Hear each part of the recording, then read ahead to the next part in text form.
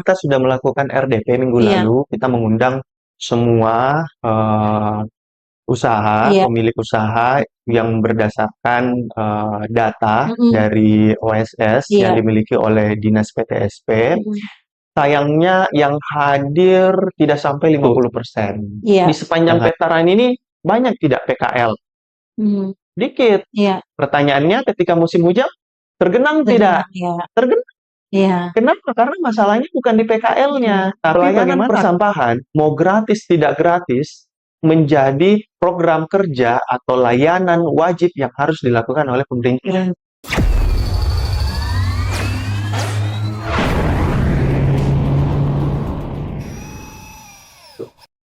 Assalamualaikum warahmatullahi wabarakatuh. Senang sekali kita jumpa lagi untuk Rute Lama, Ruang Temu Legislator Makassar. Dan sudah banyak rekan-rekan wakil kita dari DPRD Kota Makassar yang hadir.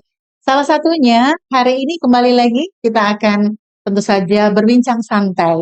Nah, narasumber saya sudah hadir saat ini dan tentu kita akan mengambil tema kepatuhan aturan izin lapangan pedal. Dan sudah ada Dr. Udin Saputra Malik, Komisi A, Bidang Pemerintahan DPRD Kota Makassar. Assalamualaikum, Dok. Waalaikumsalam warahmatullahi wabarakatuh. Waduh, seharian dari pagi hujan. Tipsnya dulu, Dok, apa nih untuk jaga kesehatan? Yang pertama jangan main hujan-hujan. Ya, ya, Yang kedua istirahat cukup. istirahat yang cukup ya. Apalagi kesibukan begitu padat mungkin ya, sehingga juga memang kondisi kesehatan harus dijaga.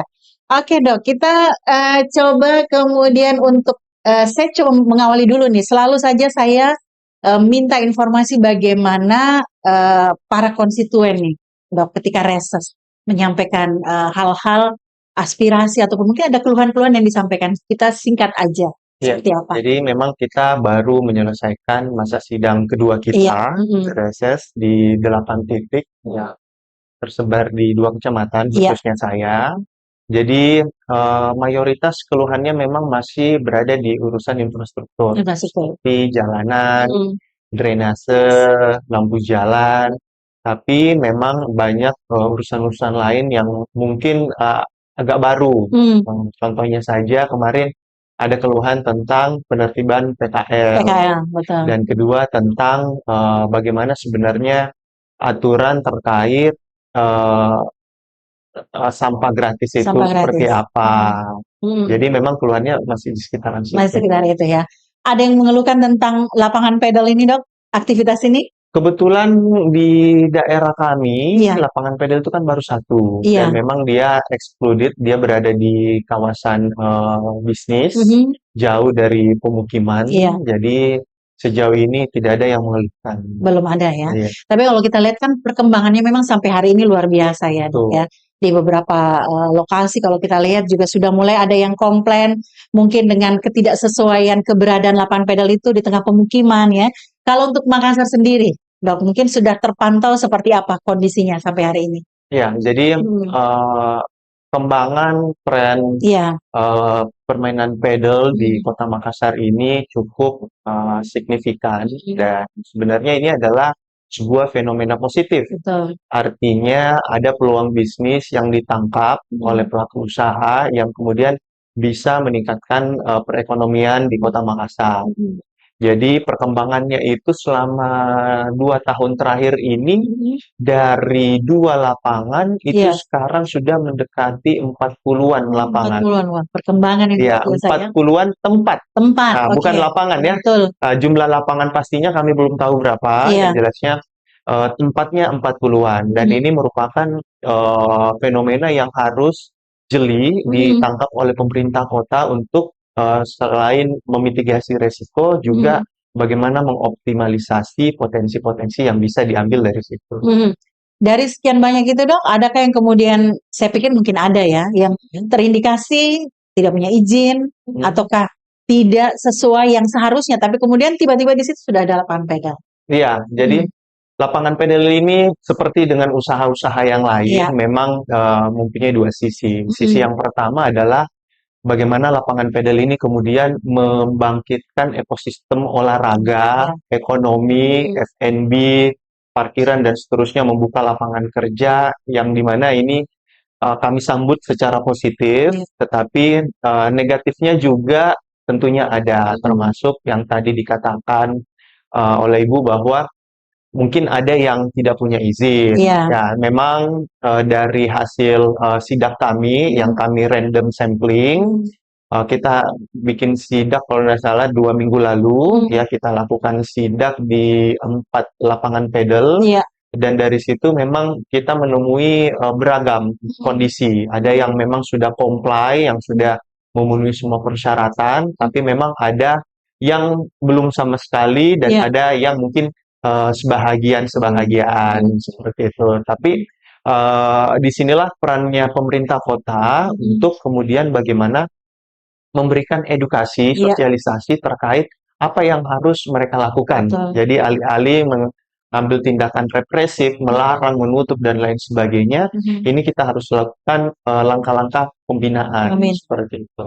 Edukasi, sosialisasi, kesempatan ini kan tentu sudah bisa kita sampaikan ya. Bagaimana Dinda untuk penonton kita ini yang mungkin ini juga nanti akan mencoba untuk kemudian bisnis ini. Betul. Seperti apa? Apa yang coba untuk bisa mereka pahami terlebih dahulu? Ya, jadi secara umum lapangan pedal ini seperti usaha-usaha yang lainnya, di mana perizinan berusaha itu kan sekarang ada di OSS. Di mana di OSS ini sudah diatur di PP 28 tahun 2005 tentang resiko, ada resiko ringan, menengah, kemudian tinggi, dan di mana di persyaratan-persyaratan itu nanti akan diikuti persyaratan teknis, di mana persyaratan teknis ini membutuhkan approval dari dinas atau SKPD terkait di wilayah daerah masing-masing. Nah, memang salah satu kekurangan kita di Kota Makassar ini adalah belum adanya RDTR, Rencana Detail Tata Ruang, sehingga seperti tadi ditemukan lapangan pedal di kawasan perumahan, atau ditemukan artinya ada ketidaksesuaian. Nah, ini tidak bisa serta-merta dipersalahkan oleh si pelaku usahanya, karena memang dari sistem itu membolehkan. Kenapa? Karena batasan-batasan di mana boleh dan di mana tidak boleh itu belum rigid dan belum detail diatur.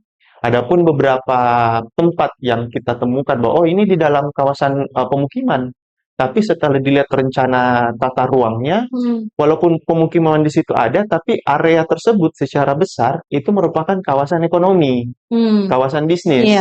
Contohnya di Panakukang. Panakukang ini kan kawasan bisnis. Walaupun ada perumahan di situ, kita tidak bisa melihat bahwa di jalan ini, lorong ini, itu belum ada sampai segitu. Ini baru spot-spot seperti itu yang garis besar. Sehingga ada yang kita temukan di dalam perumahan, tapi setelah dilihat, ya nggak salah. Dia tidak dan salah. sudah memenuhi syarat itu. Sudah memenuhi syarat. Artinya kan kemarin yang di beberapa daerah yang komplain kan kadang-kadang ada yang tidak menggunakan peredam suara.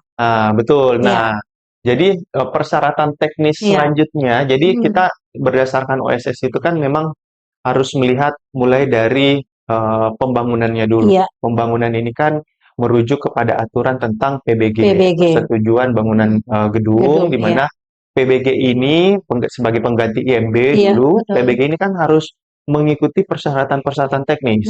Nah, ini nanti mau dibuat apa nih? PBG ini kan melalui seminar, melalui seminar. Nah, ini kita nggak tahu.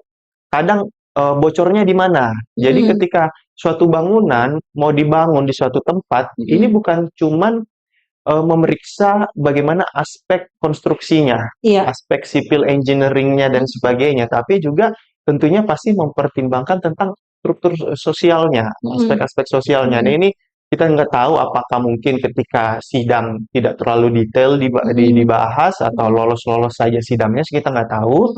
Yang jelasnya di situ saringan pertamanya. Jadi ketika suatu ada izin PBG, pasti ditanya, ini mau untuk apa? Oke, restoran. Anggaplah restoran dulu. Restoran tentunya kita akan nanya bagaimana AMDAL lalinnya, bagaimana analisis lingkungan dan dampak lalu lintasnya. Di sini nanti berapa seat? Di situ seatnya nanti bagaimana dengan kemacetannya, bagaimana dengan perparkirannya. Nah, harusnya di sidang tersebut, ketika lapangan pedal mau dibangun, sudah harus ditanya, kira-kira polusinya apa aja nih? Apakah polusi cair, apakah polusi udara, apakah polusi suara, harusnya dari situ sudah bisa tersaring gitu. Dan kalau memang sumpahnya nanti, oh ini di kawasan yang ibaratnya suara nggak bakalan jadi persoalan, ya udah mungkin tidak perlu beredar. Nah, tapi kalau di dalam suatu kawasan, oh ini kawasannya perumahan, eksklusif dan lain sebagainya, mungkin akan ada penyesuaian operasional, jam operasional, mungkin ada penyesuaian struktur bangunan, termasuk peredam dan lain sebagainya, itu harusnya dibahas di sidang tersebut. Artinya untuk Makassar, adakah yang pelanggarannya di situ? Sejauh ini sebenarnya yang kita dapatkan komplain tentang keributan itu sebenarnya baru satu tempat sebenarnya. Baru satu tempat di mana tempat ini memang berada di jantung kota Makassar, di kawasan perumahan yang kalau kita bisa bilang elit, ya, elit dan memang struktur rumah itu berdekatan. Nah, kawasan rumah elit ini kan kadang juga penuh ketenangan ya, penuh ketenangan. Jadi intensitas suara yang mungkin minim sekalipun itu sudah dipertimbangkan sebagai sebuah gangguan. Jadi memang untuk seperti ini kan menengahinya mungkin bukan cuma penyesuaian bangunan, tapi juga harus ada negosiasi dengan warga sekitar. Artinya, Dinda, bahwa semua pemilik usaha ini PBG-nya ini memang sudah sesuai. Nah, dalam praktiknya dan dalam teman kita tidak ada yang tidak. Ada yang tidak. Nah, tentu ini kan sudah harus ada apa ya, sosialisasi mungkin dulu ya, diberikan waktu sampai kapan kemudian itu boleh melengkapi surat-suratnya. Iya, jadi kita sudah melakukan RDP minggu lalu, kita mengundang semua pemilik usaha yang berdasarkan data dari OSS yang dimiliki oleh Dinas PTSP. Sayangnya yang hadir tidak sampai 50%. Yang hadir tidak sampai 50% dan mostly yang bermasalah juga tidak hadir. Jadi ini teguran, kita memberikan teguran kepada bagi mereka yang tidak hadir itu bahwa ada loh prosedur yang harus kita ikuti dalam berusaha gitu. Tidak serta-merta bahwa negara ini hadir untuk melarang, untuk membatasi, tidak. Tapi kita ini melaksanakan aturan dan ini juga dilakukan di usaha-usaha lain. Jadi kita mensurati melalui SKPD terkait dan mungkin ke depannya dalam beberapa waktu ke depan kita akan pantau lagi sudah sejauh mana. Memang karena harus dipahami bahwa mungkin hak kita, kewajiban orang dan kewajiban kita itu haknya orang ya. Jadi kita harus mengetahui sampai sejauh mana itu. Nah, untuk sosialisasi ini setelah mungkin bersama dengan instansi terkait Komisi A, Dinda sudah mungkin rapat koordinasi untuk topik masalah ini. Apakah juga sudah melakukan upaya untuk sosialisasi lebih jauh kepada para pemilik usaha ataupun yang mungkin akan berusaha untuk yang seperti ini? Iya, jadi pertama memang ini adalah tugas utama dari pemerintah kota yang membidangi, contohnya PTSP, tata ruang, dan mungkin terkait olahraganya bisa ke dinas olahraga dan pemuda. Jadi pemerintah memang harus lebih aktif lagi mempackage, mengemas isu ini karena salah satu juga yang perlu kita tangkap di kemudian hari adalah bagaimana menggali potensi pendapatan daerah, pendapatan asli daerah dari sektor ini. Karena jujur memang saat ini aturan retribusi atau perpajakan tentang PBJT, pajak barang jasa tertentu di sektor rekreasi dan olahraga itu memang belum diatur di Kota Makassar. Jadi kami berharap ke depannya ini satu, sosialisasi peraturannya diintensifkan. Yang kedua adalah kita mulai menginisiasi bagaimana menggali potensi pendapatan di situ. Tapi sekarang kalau kami lihat memang semua SKPD yang terkait itu sudah gencar turun ke pelaku-pelaku usaha, termasuk juga dalam rangka peningkatan kepatuhan dan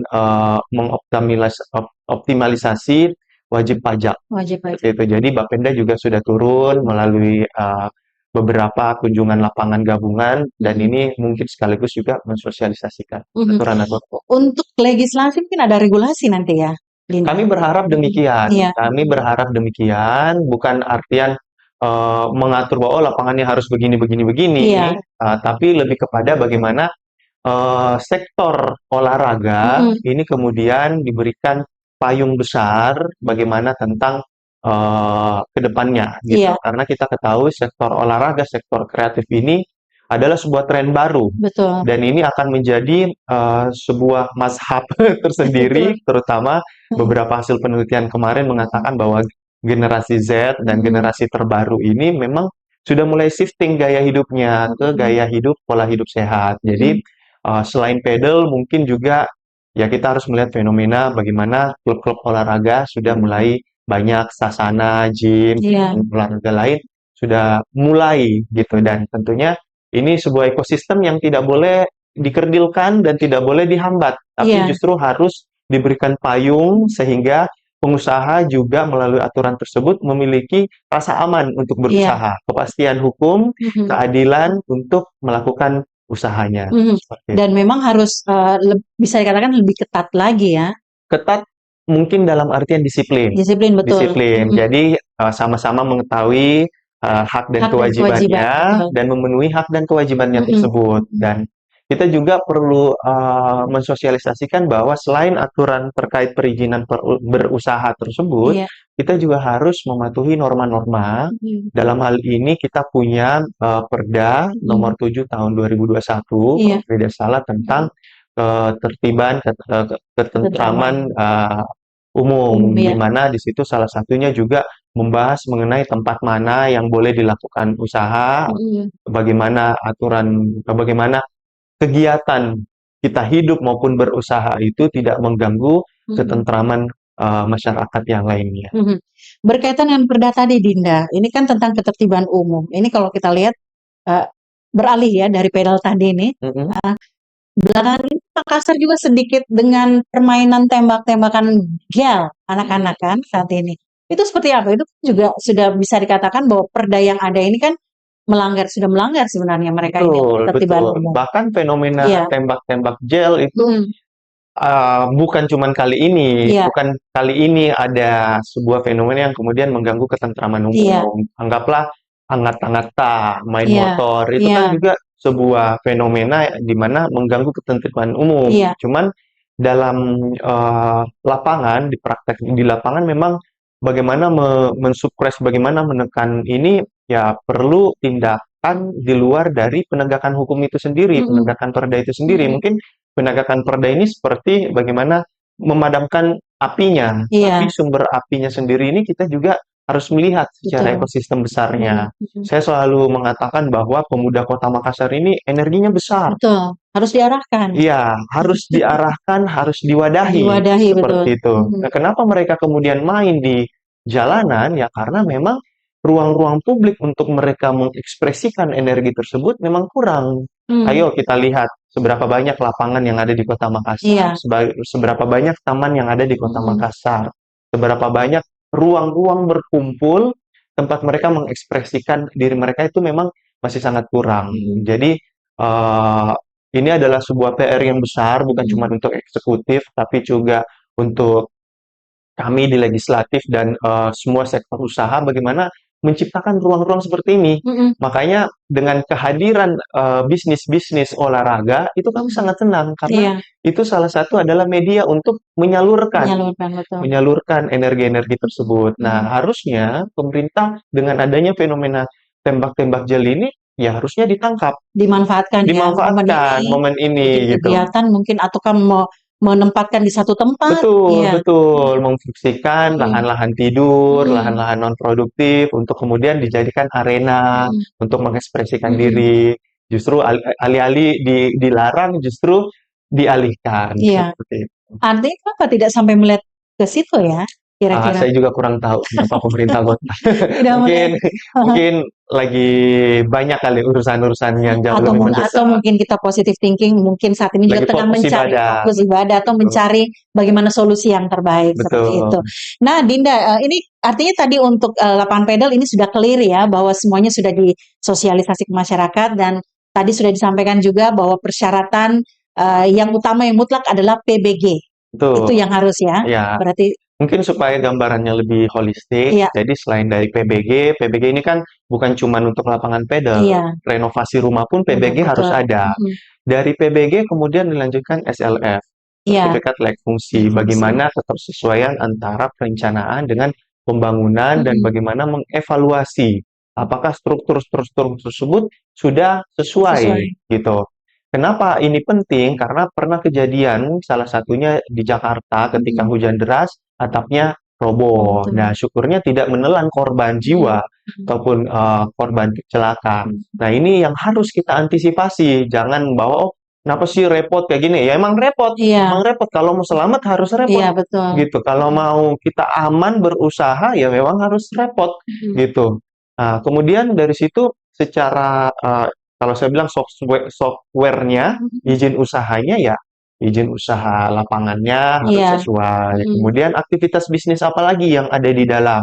Mhm. Kafe. Mhm. Kafe ini kan sebuah entitas sendiri sebenarnya, bukan Iya, bukan oh ya itu penunjang aja kok. iya, Ya, penunjang, tapi kan menghasilkan limbah, iya. menghasilkan konsekuensi seperti kemacetan dan lain sebagainya. Jadi apa kegiatan-kegiatan yang di dalam itu harus terbuka Mhm. karena ini semua menghasilkan konsekuensi bisnis Mhm. dan konsekuensi-konsekuensi bisnis ini menghasilkan konsekuensi-konsekuensi perpajakan dan retribusi Kontribusi. seperti itu. Jadi selain itu lapangannya, kafenya, kemudian Iya. parkirnya, kalau ada yang menjual merchandise juga mungkin merchandising-nya, Mhm. dan jangan lupa juga bahwa ketika mereka bikin event Event, dan iya. lain sebagainya, ya tetap dalam koridornya. Mhm. Contohnya, yang saya mau katakan adalah kalau di situ tidak ada izin minol, ya jangan sampai di situ akan ada minol gitu. Ini nanti yang di kemudian hari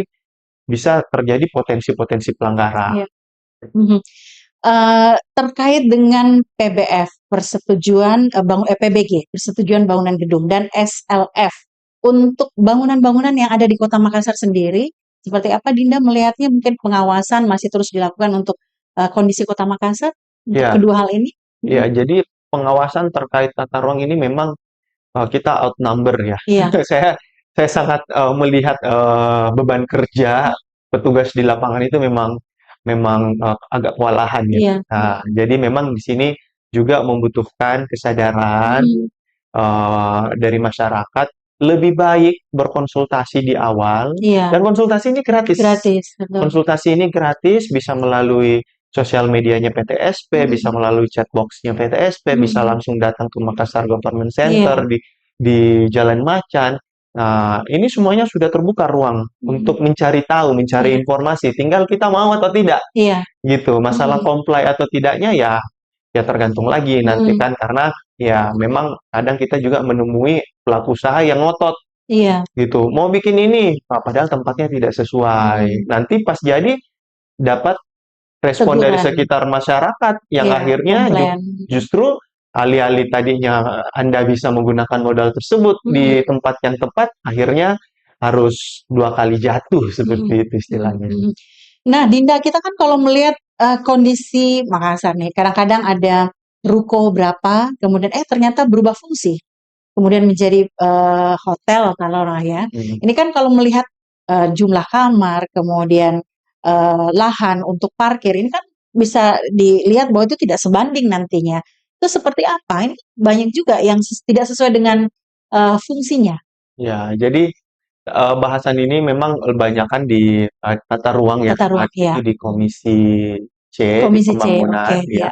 Tapi kami melihat ini lebih kepada bagaimana sebenarnya Mhm. sinkronisasi aturan perizinan Mhm. dari pusat ke daerah. Mhm. Melalui Omnibus Law kemarin, termasuk juga PP 28 tahun 2025 itu kan kewenangan daerah itu banyak ditarik ke atas, Mhm. banyak ditarik ke pusat. Mhm. Akhirnya banyak kondisi yang harus mempertimbangkan aspek-aspek di lapangan, ini yang kemudian luput dari Iya. pemberian izin tersebut. Mhm. Di pusat kan nggak ada tuh lihat, oh nanti ini berapa-berapa ini tidak Mhm. ada. Mhm. Oh hotel di lokasi ini boleh bangun hotel, laksanakan. Mhm. Itu boleh. Iya. Beda dengan Iya. dulu ya pasti semuanya dihitung, Mhm. termasuk persetujuan lingkungannya, kiri kanan, RT RW dan sebagainya.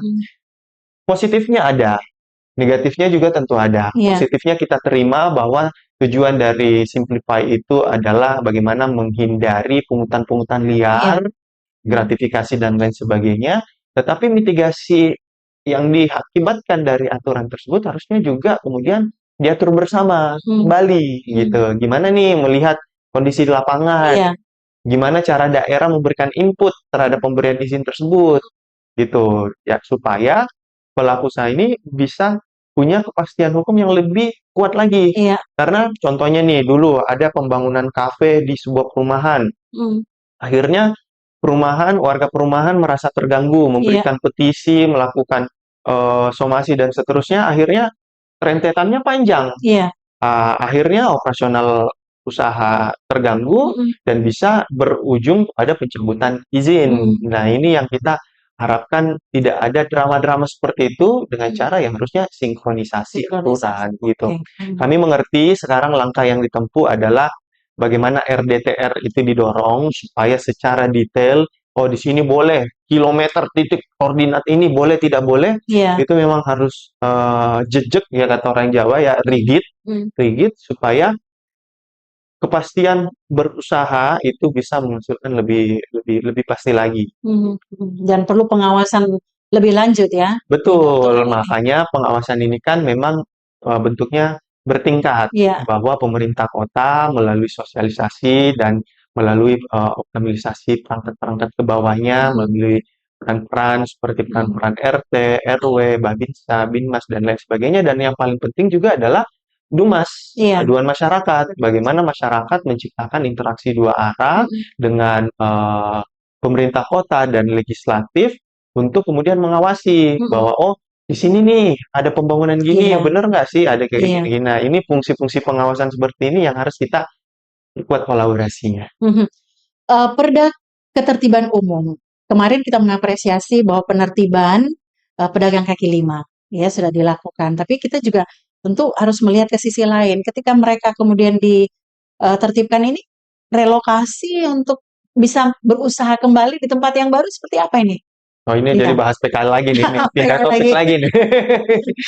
Ya, jadi penertiban PKL ini saya pribadi melihat bahwa ini langkah yang patut diapresiasi, tetapi sekaligus langkah yang harus jeli dievaluasi.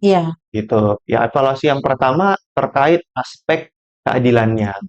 Aspek keadilan artinya seperti ini. Dasar penertiban PKL adalah bagaimana menciptakan ruang publik yang seharusnya trotoar digunakan sebagaimana mestinya, drainase difungsikan sebagaimana mestinya.